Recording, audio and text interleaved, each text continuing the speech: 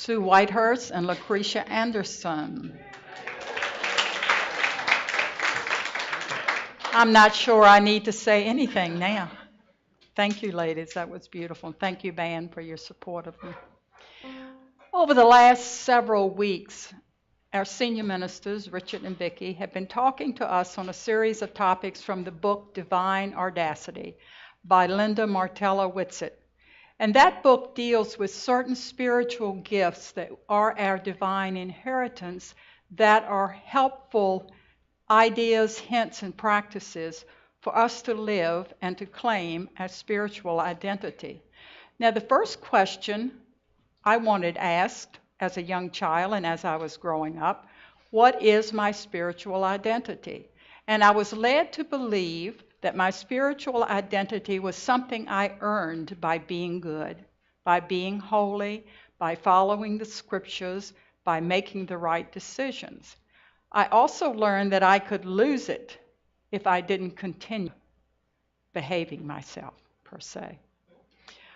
But what I have learned through Unity and other New Thought teachings is that my spiritual identity was given me at birth through God's gifts, and that it can't be taken away, it can't be increased, it can't be decreased. It has to be claimed. And we're going to talk a bit more about claiming it. Now, first of all, the concept of I have God inside was shocking for me initially. As a Southern Baptist, that's not what I was taught. I was taught I came into this world in sin, and that I was naturally of a wicked nature unless I worked very hard to follow the teachings that my church taught me. And in many ways, that supported me for a long time. But then I heard from a friend who came to Unity that I had God within me, and every cell of my body had the essence of spirit. I had to think on that for quite a while. But I have come to understand now exactly what that means. And I'm a former teacher and principal, so I got to have props to show you things, to explain things. This is water representing the ocean and in turn representing the universe. The essence of God that is in everything created, all contained symbolically right here in that picture, right here in this picture. Now, when you are born, when you come into being, a bit of that spiritual essence comes into being so that you have everything of God that is to be had of God within you. No one can take it away. No one can give it to you. It's not something that you earn. It is a spiritual gift to you. It is only to be claimed. But I do not fool you. That's when the work begins. Claiming your identity. Now we talk about this spiritual being that you are as you come here through birth. But there's always another side to things. We also come with humanity. So almost right away you can have some conflict there. Because your human side is subject to all of the influences of this world. You come in as this perfect, pure child with all of God's spiritual gifts within you, within your spiritual identity. And then your brother smacks you in the face and tells you you're a fat pig. And so does the guy on the playground. And pretty soon you think you're a fat pig. And your teacher may not have been kind as I was. No, might not have been. And may have made fun of a speech impediment or some way you expressed yourself. Didn't intend to hurt you eternally, but unfortunately does. You may have had wonderful parents who gave you all the nurturing and love you needed, but you may not have. You may have been felt to feel unwanted and unappreciated. So here this personality, which is subject to all the forces of everyday life, is existing in the same body as this purity of God. Makes it kind of hard to access that purity, doesn't it? You may have been employed on a job that had a very negative workforce. And every day you went in wanting to do your best, but unfortunately the environment and atmosphere is so negative, it was difficult for you to do that. So we grow up with these kind of what can be opposing forces within us.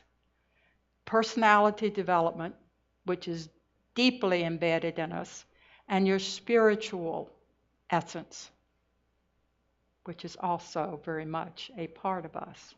If you were one of the more fortunate, you may have been raised by very nurturing, loving parents, been part of a congregation that was open and not narrow-minded in the way they looked at the world, was appreciative of all faiths. You may have gone to a progressive school. You may have had a teacher that built up your confidence, appreciated what you did.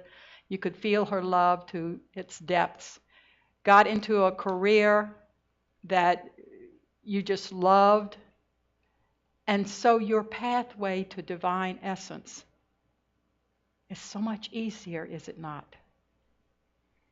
Because when you are faced or confronted with life situations, your natural inclination is to see it through the eyes of spirit. But of course, personality is so very, very strong. What do? We look back at those spiritual gifts that Richard and Vicki have been talking about for the last 4 or 5 weeks.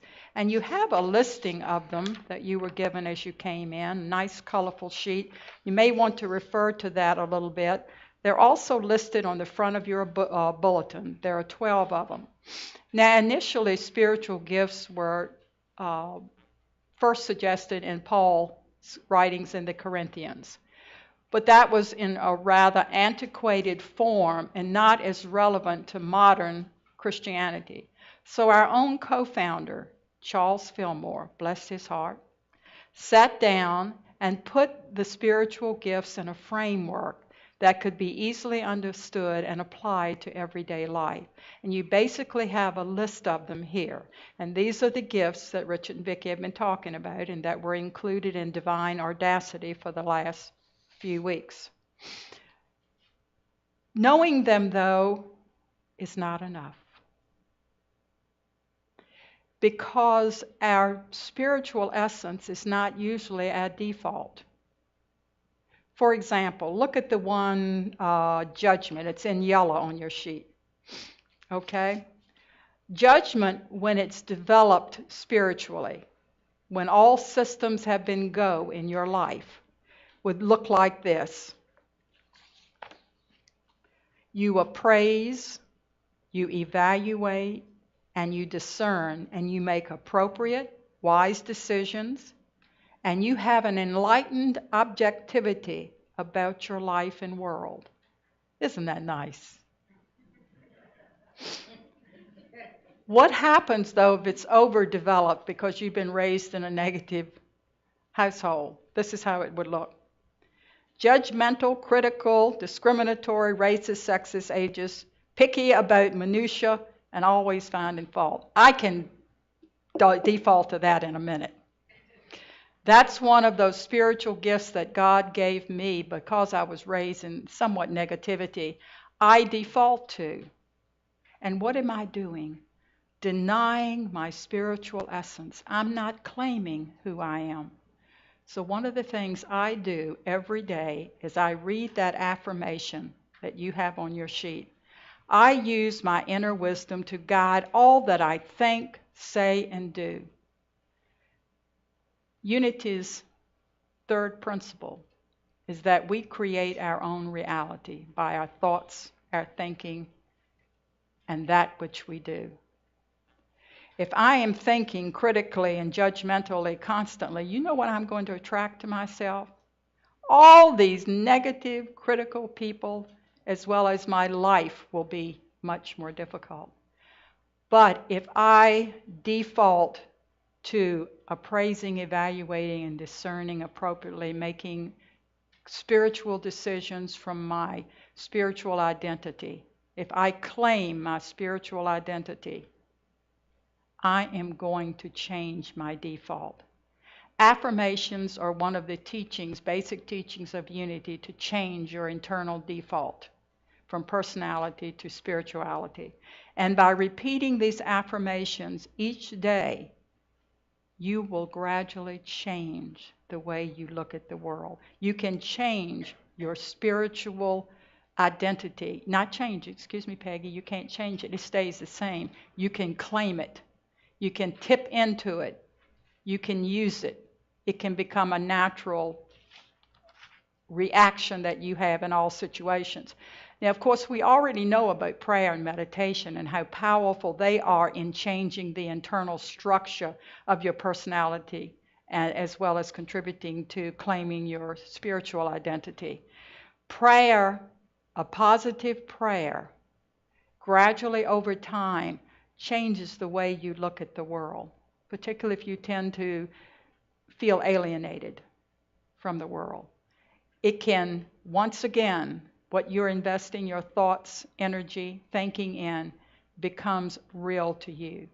Through meditation, as we did earlier today, when you tap into your essence, when you erase all else as much as possible from your mind and heart, and just take in that love of God and dwell there in peace, you can begin to change these spiritual gifts. Look at the one that says love further down. That's one of the basic spiritual gifts. When love comes from your spirit center, this is what it looks like. It's attractive. It's harmonizing. It unifies. It's the principle of mind, constructive building force of spirit. It's right from the heart. When it's overdeveloped, you can imagine, it loves indiscriminately or inappropriately. It's the fatal attraction kind of love, the kind that's bitterly jealous. When it's underdeveloped, you don't feel affection. You've walled yourself off from the world and others because of extreme circumstances in your personality development. Love may have hurt you. I know for me, for a long period of my life, I was very walled off because it was safe there. No one can hurt you if you don't feel. No one can hurt you if, when someone takes a step towards you in love, you throw up the walls and don't feel, just become ice for a while. But through being introduced to unity and understanding my spiritual essence and practicing these affirmations, engaging in prayer and meditation, plus a yoga practice that I've been in for about 6 years, which opens up the body along with the spirit, I have found those walls dissolve because I have used the tools that God gave me initially in a way that brings me fuller into my spiritual essence and away from some of that personality stuff. Granted, it's a daily work of art. It truly is. But when you're faithful to it, you will find changes taking place in your life, changes that are positive. Looking at power for a moment. I use my power to speak my truth. Power used from your spiritual essence is to have dominion over yourself, your actions, the way you behave, the way you approach the world, the way you make decisions. Power overdeveloped is when you use it to control others or to manipulate or to get your way. What does it look like when it is spiritually based? You have mastery, dominion, control, and authority over your emotions, your feelings, your thoughts, and your beliefs. You have a greater creative power and your spoken words are vehicles through which this power is manifested. If it's underdeveloped, you have no sense of mastery and cannot grasp concepts or ideas, and you feel like you're not in control of your life. You feel like you are at the mercy of every situation around you. These spiritual gifts that Richard and Vicki introduced us to recently are a powerful tool that you should include in your daily practice. One of the ways, of course, is to use these affirmations. And the reason Charles gave colors and disciples' names to this is we learn better and can connect better when we can make associations. He took colors that he felt demonstrated a particular skill, like faith, solid blue. I can see that. Imagination, light blue. Understanding, kind of an orangey yellow. And then he took one of the disciples from the scriptures that most often demonstrated that particular power and gave that name to that power, made that connection. So it was a way of structuring this whole concept of using your spiritual gifts in a way that would be relevant to you. When I first saw it, I thought, what was he doing? He said he had made up all this stuff. But no, he gave it much meditation and consideration and knowledge of the Bible to construct it in a way that could be used practically by you and I. We are this essence of God. The reason we were created is so God would have an expression, an earthly, human, physical expression of himself. How well are you carrying out his purpose? Now, God realized, I think he realized, life was not going to be easy. If he did not, he needed to consult me during the creative process. He did. Because it's not an easy process. This personality we have, this part of us that's been developed by all of our life's experiences, makes it difficult sometimes to claim our identity. But he did give us prayer, gave us meditation, and he gave us the 12 powers. So the way I conceptualize it, once again, I love visual aids. I bought myself a spiritual toolbox. No, it's not a third career in construction. I'm finished with careers. But it's my symbolic spiritual toolbox. In it, I carry with me at all times those skills, ideas, and understandings that I have that keep me spiritually focused because I'm easily distracted. So in my box already I have, see, I'm especially good. I got 2 layers, so I have plenty of storage space. I already have my prayer practice and my meditation practice in place and ready to rely on. And then I'm going to take these 12 powers that God gave me because they encompass almost every aspect of my life. My work life, my social life, my family life, my love life, my work, all of it is encompassed. If these 12 powers are coming from your spiritual essence, you will find life relax for you. You will find worry dissipate. You will find stress lessen. Not completely. Now, I have all of those in my life, but not at the degree that they hinder my progress spiritually, socially, and in my everyday world. So I'm going to put power, and I'm going to use it to contain Peggy's bossiness. Okay? I'm going to use it to dominate my own emotions so that anger or frustration doesn't show and gradually eliminates itself as I use my affirmations daily. So I'm going to use that skill. I need it. Will. I already have that. I got the will of iron. This will, this power, is the one that keeps us going. Do you remember Scarlett O'Hara? Tomorrow is another day. That sort of describes the will. Regardless of how we get wounded or what happens in our life to put us down, we exercise this power of will to pick ourselves back up. Remember, you have the essence of God in every cell. You will survive. You will come back to center. But you have to exercise these powers from your center of spirituality. And this one.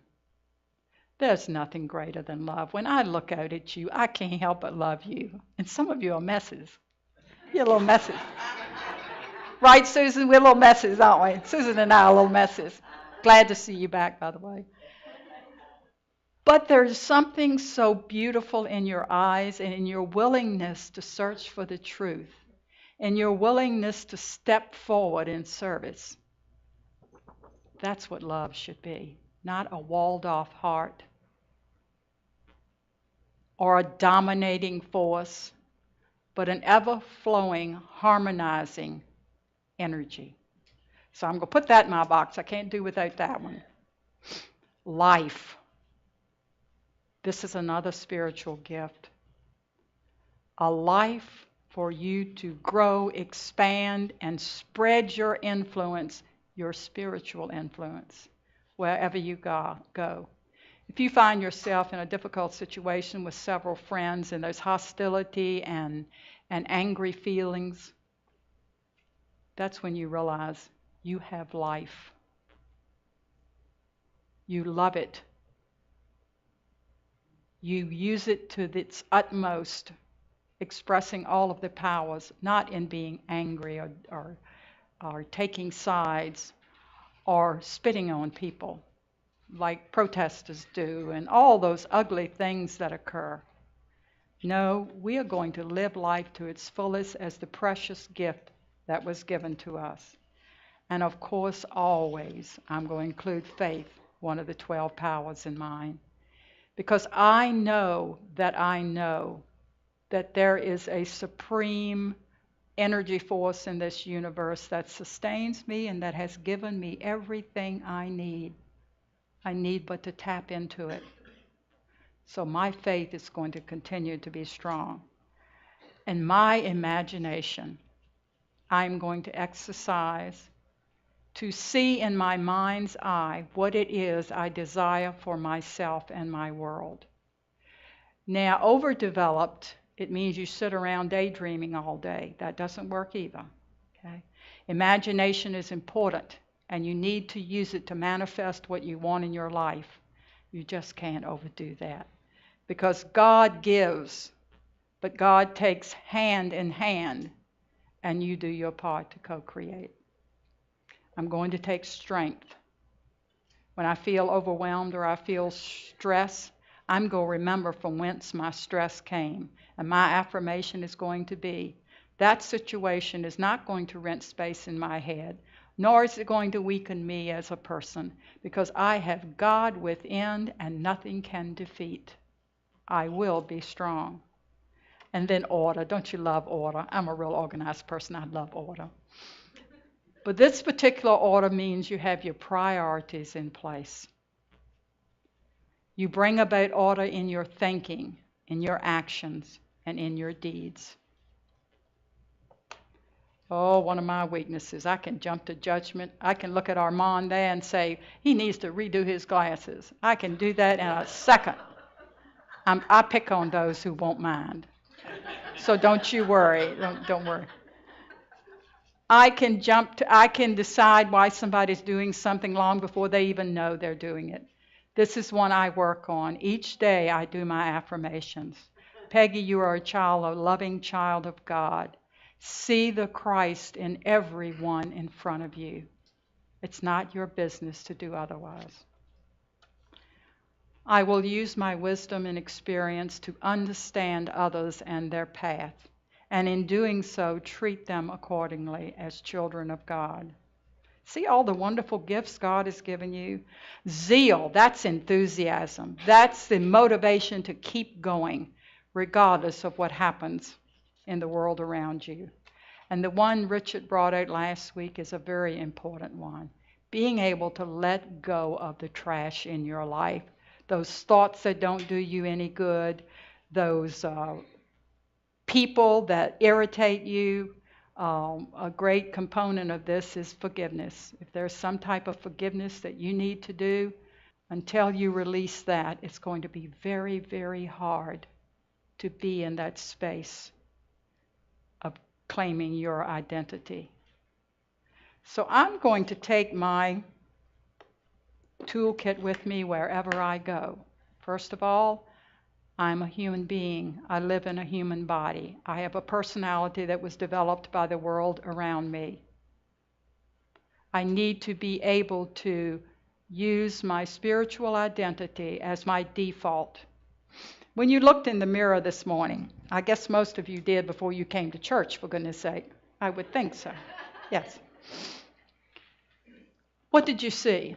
The latest wrinkle in your face? Or the sagging jowls? That's what I saw.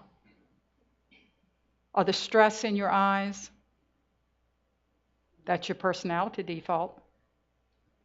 Or did you say, I see God shining through me.